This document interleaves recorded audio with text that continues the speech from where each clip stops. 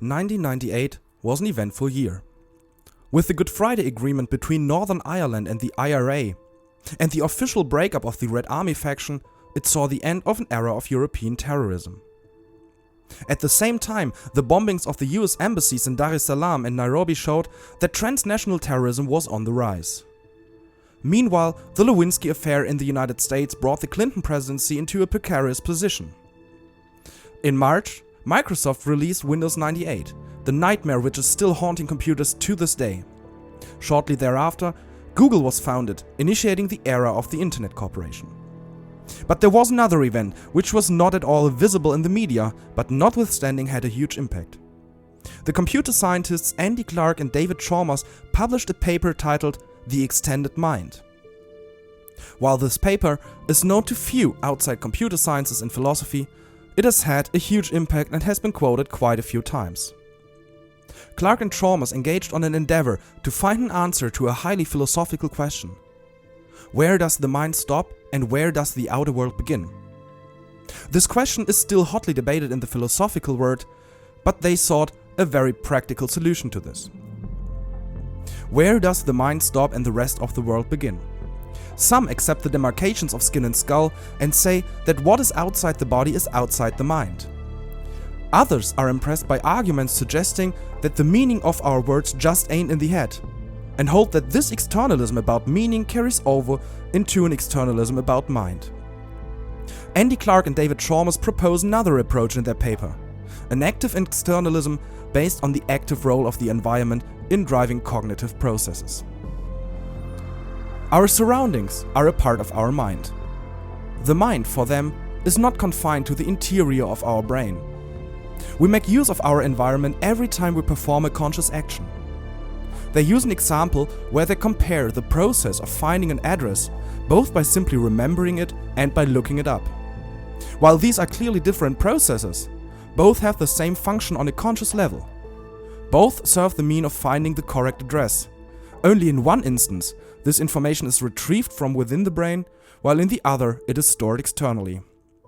They argue that when a person has Alzheimer's and starts to take notes, their notebook effectively becomes their spare memory to remember everything. Let us perform a simple experiment to make this point more clear. Pause this video for a moment, open a private browser window, navigate to one of your most frequented pages and log into your account. Notice the time it takes you to type in the password. Now, take a piece of paper and write that same password down. Notice how much longer it takes you to remember the password. The keyboard, it turns out, is part of your memory. It helps you remember the password. If you watch this video because you use Sattler and maintain a Zettelkasten, the point becomes even more obvious. As Niklas Luhmann explains, as a result of extensive work with this technique, a kind of secondary memory will arise, an alter ego with whom we can constantly communicate. It proves to be similar to our own memory in that it does not have a thoroughly constructed order of its entirety, not hierarchy, and most certainly no linear structure like a book. Just because of this, it gets its own life, independent of its author. In fact, the whole system theory envisioned by Luhmann can be used to make sense of the idea of an extended mind in the form of constantly communicating back and forth.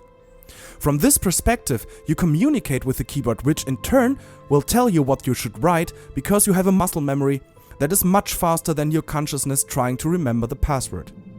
Sometimes a trivial change, such as using a different keyboard, can lead to significant delays in typing your passwords. In the world of systems theory, your mind encompasses not only your interior psychological system, but also a number of systems outside your body to perform higher-order conscious actions. Clark and Chalmers continue to specify what they mean by extended mind. If I rarely take relevant action without consulting my notebook, for example, its status within my cognitive system will resemble that of the notebook in the Alzheimer persons. But if I often act without consultation, for example, if I sometimes answer relevant questions with "I don't know," then information in it counts less clearly as part of my belief system. The internet is likely to fail on multiple counts, unless I am unusually computer-reliant, facile with the technology and trusting. But information in certain files on my computer may qualify.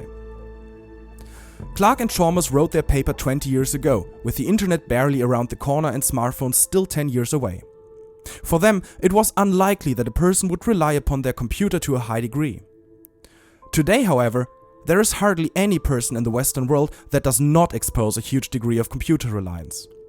We store our appointments on a server, we write everything down on our computer rather than on paper, and the most important asset for remembering things is our smartphone. To a certain degree, the Orwellian saying holds true that the one who is not on the internet does not exist. If a search for your name does not turn up anything, you are not visible to people outside of your peer group or those you are in direct contact with. This might indicate that you are pretty good in keeping your private information that way. But if you are an activist, you might see it differently. Protests around the world, for instance, rely on media coverage for general visibility. Without them being displayed, their power would be much lower.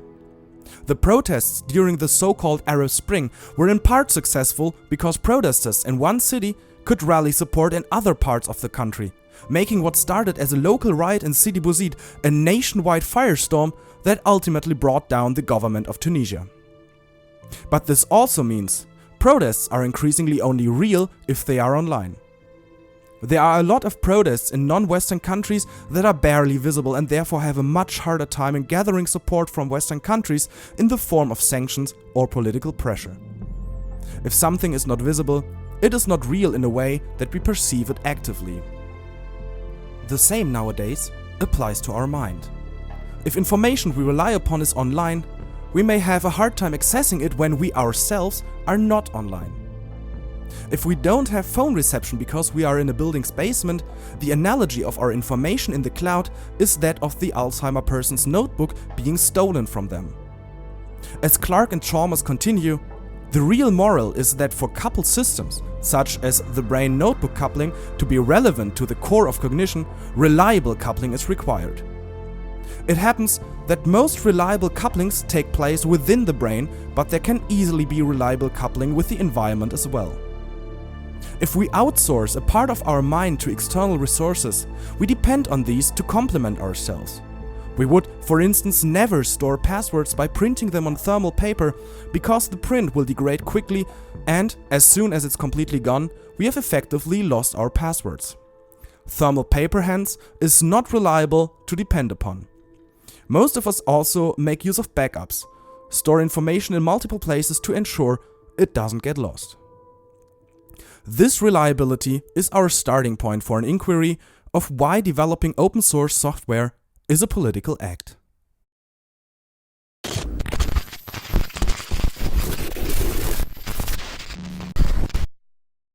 Reliability sits at the core of our extended mind.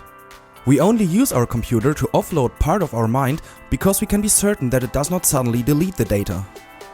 If there is a chance that the information will simply be lost, we would think twice about storing it there in the first place. We need to extend our mind in order to achieve what we do. We probably would have never traveled to the moon if we weren't able to store information externally. Just think of Margaret Hamilton, the great mind behind the Apollo missions. If she weren't able to externalize her knowledge in form of code, she probably might have just sat in the cockpit when the rocket was launched.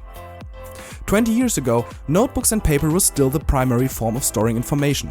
We relied upon it. At the same time, computers were unstable, so we did not rely on them for that very same task. The Apollo missions were always at some risk, and even today simple counting errors cause millions of dollars to be wasted because some satellite doesn't reach its designated orbit around the Earth. Even paper can prove to be unreliable at times. Niklas Luhmann's first attempt at starting a Zettelkasten, for instance, was thwarted when it caught fire.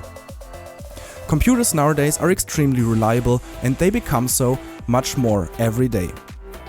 But as the computer becomes reliable, there are developments that clearly run counter to that very idea of reliability. With increasing complexity of software applications, there are more and more actors we also need to depend upon. Storing information in the cloud more and more becomes a chain dependency. We not only need to trust the paper we write notes on anymore, but several systems at once. Our computer, the operating system, our internet connection, our cloud provider, and the software developers. If only one of these links breaks, nothing will work anymore and we return back to the metaphor of the stolen notebook. One striking example are the catastrophic failures of the service provider Cloudflare. Cloudflare is a company that offers so-called load balancing. Load balancing means that incoming visitors will be routed not to one, but multiple servers providing the same content so that one cannot be overloaded with too much traffic. If you visit a page that uses Cloudflare, you are actually not visiting the page, but Cloudflare itself, which saves multiple copies of the page and offers you these instead. Cloudflare is only used by about 1% of all internet pages worldwide. But, and here's the catch, this 1% includes some of the most frequented pages worldwide, such as Uber or Airbnb. Every company that is too small to maintain their own server network, but big enough that the amount of people visiting their websites becomes too large, relies on Cloudflare. But their systems have more often than not proven to be unreliable. Several times they accidentally introduced bugs into their own software, leading to crashes of their service.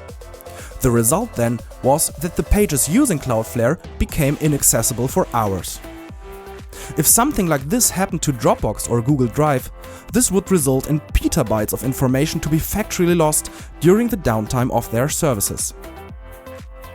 As the New York Times has put it, such disruptions have become increasingly common, underscoring the fragility of the digital world.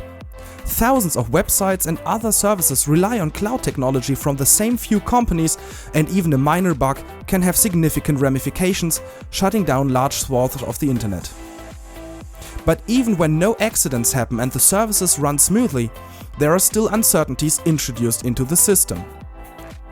Many companies have by now switched from fixed price sales to subscription models.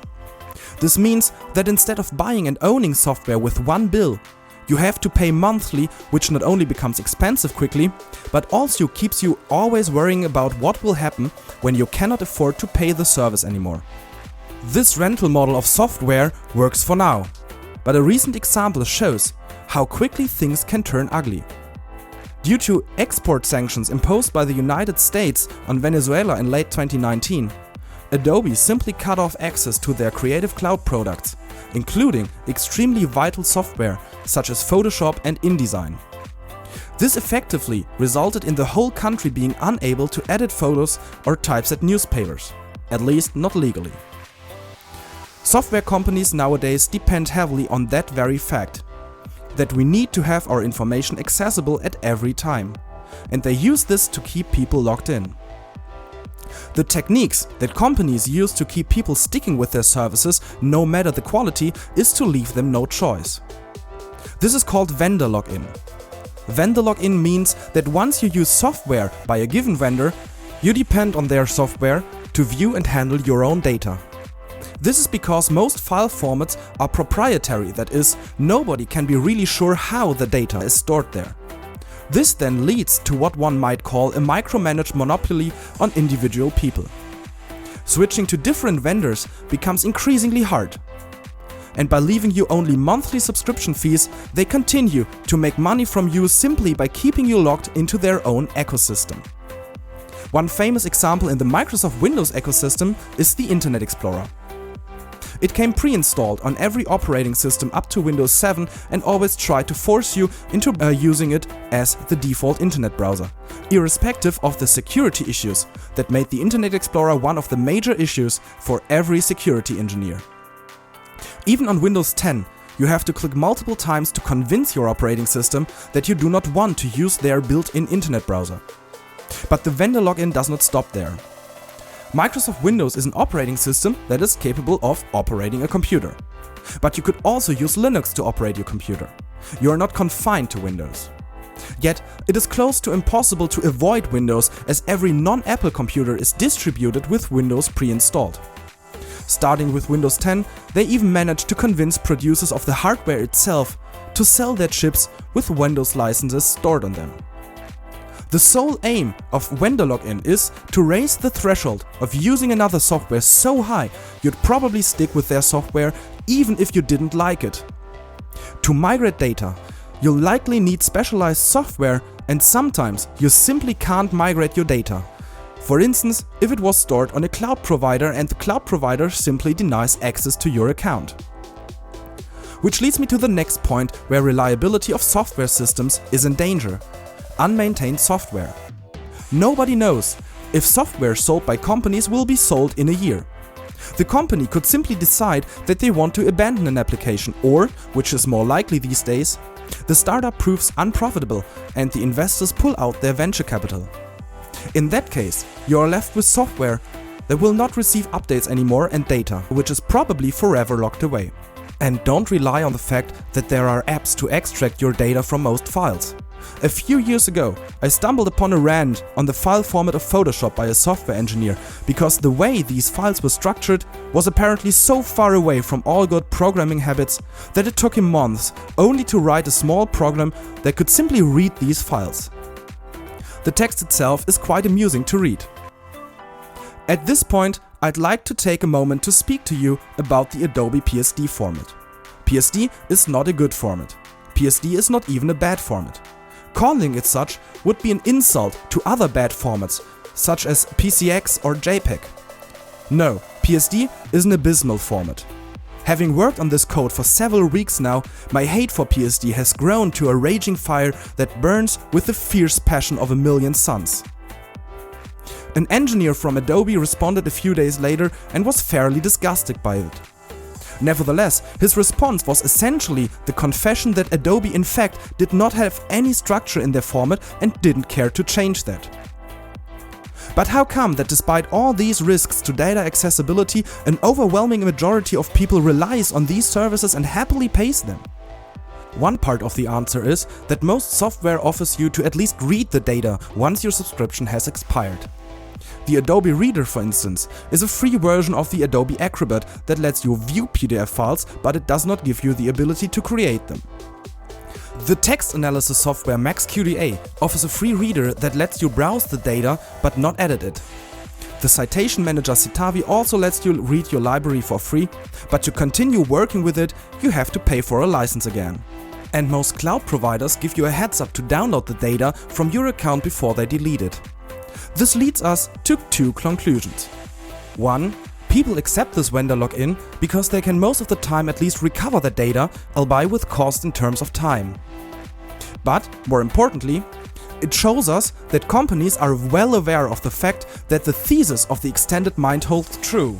Huge corporations effectively hold captive a part of our own self, of our identity, which we hand them over to care for in exchange for money. They use this fact to force us into buying their subscription one more time. In fact, there are corporations who do not even offer any service in exchange for them housing a part of ourselves.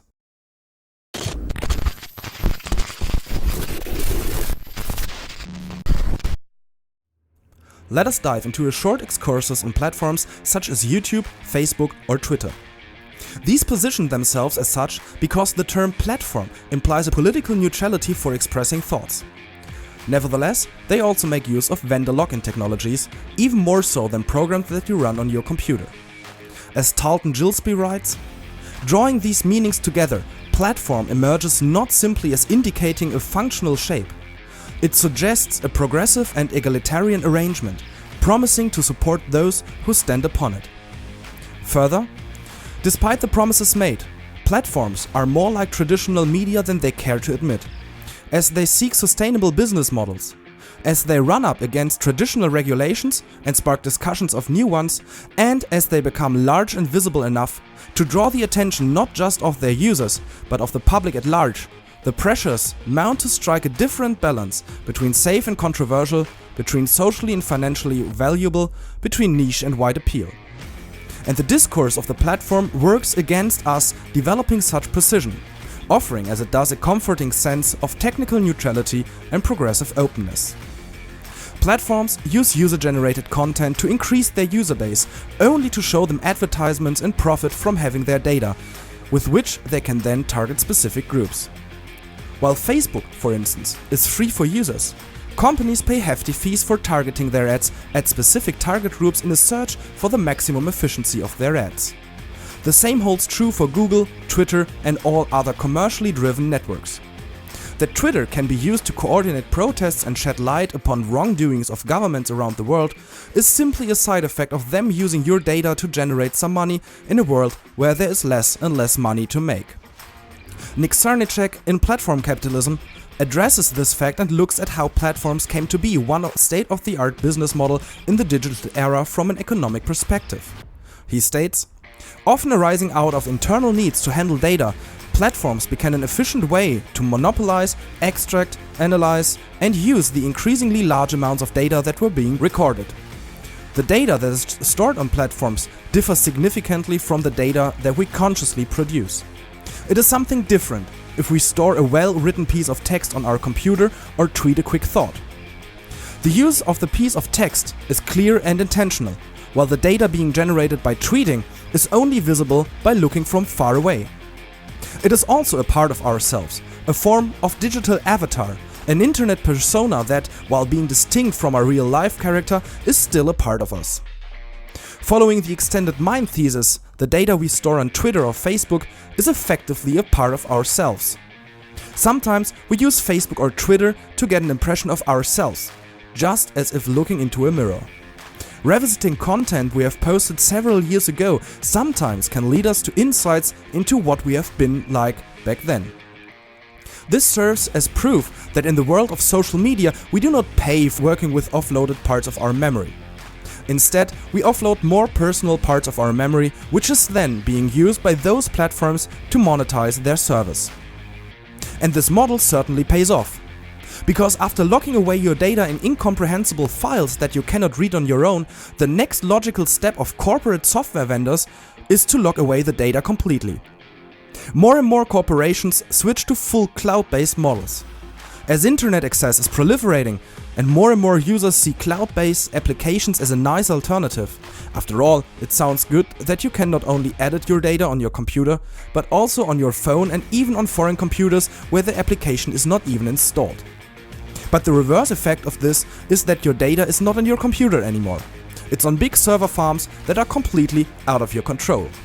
So even if you would want to switch to different software, you first need to export your data from the cloud onto your computer. And there you are completely at the mercy of the vendor to offer you the export formats you need.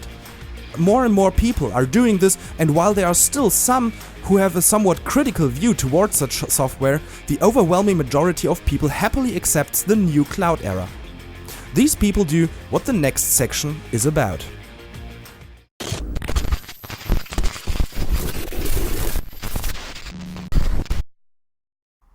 Grimes dedicated her 2018 song We Appreciate Power to the power of modern computing. In her song, she displays a form of technophile cyberpunk mixture and uses phrases like "we pledge allegiance to the world's most powerful computer," outlining a very positive view towards AI. The song is clearly affirmative of what modern neural networks are able to do. She even translated the lyrics using only Google Translate. But the song also mystifies AI. It overloads the benefits of AI semantically with phrases such as "thank you to the AI overlords for translating our lyrics." Fun fact is that the line "come on, you're not even alive if you're not backed up on a drive" gives a glimpse of the extended mind here. After all, it's a song and has artistic freedom to exaggerate a lot. But let's return to reality. With computers becoming more powerful and neural networks being able to mock images to a frightening degree or even win in board games such as chess or Go, we tend to forget one fundamental truth about computers and software. After you strip away the magic that surrounds them, what is left is a highly sophisticated tool. Even though artificial intelligence is extremely helpful in detecting what objects are in an image or classifying text into a bunch of categories such as scientific, prose or fiction, computers still think in zeros and ones. Even the highly praised neural networks are nothing more than a really huge pile of basic statistics that only performs well because there are a lot of these statistics stuffed together. We are still far away from what computer scientists call a general AI. A general AI differs from what we call a weak AI in that it not only performs good at very specific tasks, but at other tasks as well. As of now, if you take a neural network that has been trained on images and throw a bunch of videos at it, it will produce amusing results at best. In turn, this means that neural networks are simply the next stage of programs that we are used to since the invention of the personal computer. They perform better at tasks where the input is not uniform, such as images. To analyze this data, you need to teach a computer the difference between one single image of a car and the concept of what a car is, because there's not one duplicate photo of the same car. If you know what the input will be, such as reading in a file, you don't need to train an AI to do the job and can resort to normal programming logic. Nevertheless, it's still valid to state that software is extremely powerful. But the really frightening aspect of software, even neural networks, is not that they are so good at recognizing images. The frightening part is only visible at the conceptual level. Most of us live in more or less stable democracies. Whenever we give away responsibility over some aspects of our lives, we are prone to demanding a system of checks and balances to make sure we stay in control over our own lives. Historically, it has proven to be a good approach to divide power into three branches: the judicial system, the legislative, and the executive powers. The legislative organs of a state, such as a parliament or a senate, enact laws, that is, tell people how to live. They manage taxes and determine what's legal and what's not. We elect these parliaments to make sure the laws they make align with our interests. But we also need to make sure that these laws are respected. The executive powers enforce the laws and the judicial system penalizes transgressions. But in many respects we don't need to explicitly make laws. A lot of everyday interaction between humans is regulated by unwritten laws, so-called norms. One norm would be to greet each other when meeting. There is no law restricting that or enforcing it. It's just good behavior, and if you didn't do it, we'd quickly become socially excluded. Therefore, we didn't need to enact laws regulating this. Regulation becomes necessary only if something affects the well-being of many people at once, if we begin to depend on that thing. This is why we had no restrictions imposed on the internet and software programs when they were first introduced. As Clark and Chalmers said over 20 years ago, only a few people are super reliant on computers. So we didn't think it were necessary to impose checks and balances upon software applications. 2 decades later, however, the situation has changed. Social networks and software are all around, and we rely on it for a significant part of our lives. Regular data breaches and the stress this imposes on individual lives testify that software now rules a significant part of our lives. There are even sites dedicated to highlighting the impacts of these transgressions. Sites like Have I Been Pwned tell you whether or not your email address was included in a data breach, which is a strong indicator that there was other private data leaked too. So why don't we have checks and balances on such vital systems? A first reason is that legislative processes are slow and most of the time act slower than society evolves. But we can't hope that there will be legislation at all, and this is because of a second reason, which is systemic and cannot be overcome by any means we possess currently. Software is both legislative and executive at the same time. A program defines the rules which it itself enforces every time. Therefore, judges and lawyers are not even needed, because even if you wanted to transgress the law, you couldn't do it because the system checks your inputs and determines whether what you want to do is allowed or not. This is something that is applied at the lowest level and cannot be changed. Programming languages are meant to receive instructions, which are then strictly followed. This leads to some legal monstrosities. Take for example military drones employed by armies all around the world. Their operating systems define some rules, which it follows. For instance, where and for how long it can fly, what to do when certain environmental changes such as fog appear. And these rules cannot be bent, no matter how hard you tried. If we think not too far into the future, we can see where this might lead to. If any military drone ever was given the ability to launch a missile completely by itself, this would factually introduce a paradoxical loop into warfare regulations. It would result in something like a jus in bello. A code of law within another code of law that must not necessarily align with each other. As soon as autonomy is introduced into software-driven machines, we run up the problem that these machines have to follow already existing code, which cannot be translated into software code. In human interaction, there's most of the time no certainty. Laws must be interpreted. Even if executive institutions imprison you, a judge must have a look at your case and determine if the police officers did, in fact, imprison you rightfully. Many laws allow for certain paradoxes, which we can only overcome by changing how we look at them. This is not possible for machines whose software code is fixed and needs to address every single uncertainty. Let us have a look at one example. While dealing with the state of exception or Ausnahmezustand, Italian philosopher Giorgio Agamben stated that if there is a curfew applied, the soldier enforcing the curfew is himself in transgression of the curfew, because he is out on the street himself and a curfew does not legally distinguish between the norm and the transgression of the norm. These paradoxes are not possible within software. If we would translate this curfew into a military drone, you would have to explicitly list all things that are still allowed on the street, making it difficult to enforce. Therefore, as long as you do not exploit an error in the software, there are no ambiguities. Each case is handled with undesirable inputs, mostly leading to an error. Moreover, you are completely at the mercy of what the program lets you do and what not. There is no democratic process in which you can vote for certain features. If the developer decides that they want to do something else, they can simply do this. Microsoft can allow itself to not care if some customers complain about something. Software in this respect is political. It enforces what it allows and what not. This might not always be obvious in the day-to-day work with Word. But as soon as it comes to social networks, it becomes clear. When certain opinions are censored, this can either be in alignment with democratic values, such as the banning of hate speech or fascism, but this possibility of censorship by internet corporations can easily be targeted at activists and protests. Additionally, software can silence people simply by design.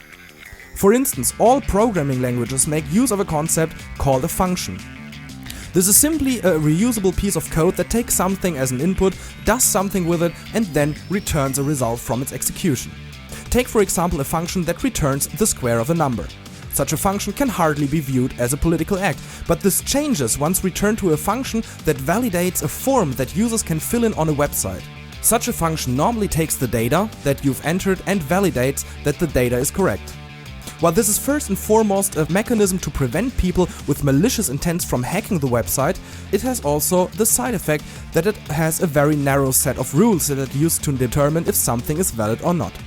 Take for instance gender. What if you are only presented with a choice between male, female and diverse? As a transgender or genderless person, you may have no choice but to sort yourself into the category of diverse, which becomes even more oppressive when gender is a compulsory option. Software in and for itself cannot alter its behavior or apply rules of thumb to inputs. This is simply not something that it can change. Therefore, we must rely on the programmers to do a good job and equally on their bosses to make sound decisions. Jacques Rancière has defined politics as such. Political activity is whatever shifts a body from the place assigned to it or changes a place's destination. What Rancière means by that is that politics occurs whenever a thing is not in its assigned place. This is perfectly valid for software. As soon as a person diverts from what is expected from them, software aborts with an error or corrects the wrong statement automatically. So at least from the view of Jacques Rancière, software is utterly political. It has a significant impact on our daily lives and we cannot do anything against this. And this is a problem that especially corporate software shows. The most fundamental issue with paid software is that it is intransparent. The source code is hidden from the observer's eye, so we cannot validate whether or not we agree to these rules or not. We simply have to rely on them. Additionally, therefore, we cannot decide to take the software and develop a so-called fork, a different version from it. We have to use it, and most of the time we appreciate the power of these programs without being able to change the way they exert their power over us. Some people focus solely on the problem-solving aspect of software, just like Grimes' We Appreciate Power, and leave out the political implications. But I would strongly disagree with simply submitting to the choices software makes, as Grimes does in her song. Nevertheless, this should have given a good overview of what some main conceptual problems with software are that need to be addressed. Which takes me to the last section.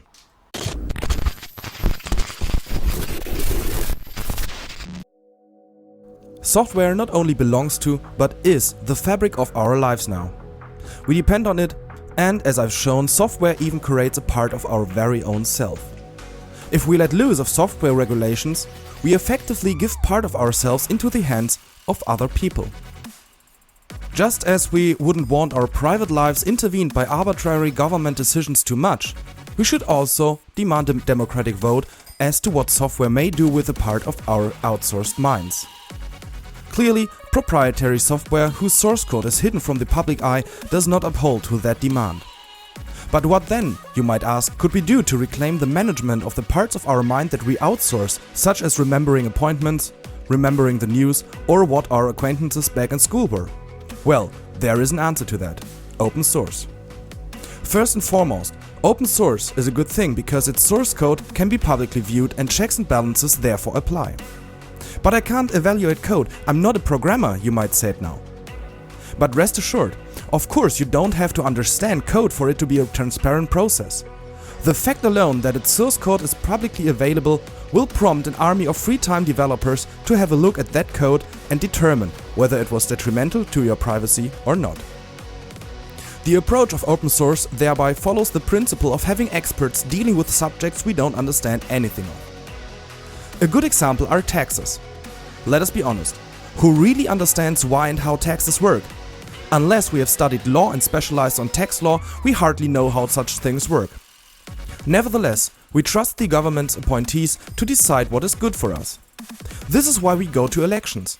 To elect people with a certain political aim that will in turn employ experts who then determine the best way of action given that political strategy. At least, this is the theory. The practice, obviously, is always debatable. We can make use of that principle for open source. As long as an open source software has enough people using it, the chances are good that experienced software developers have had a look at it and determined whether it was malicious or not. Of course, this task requires them to have an idea of what we personally value or not.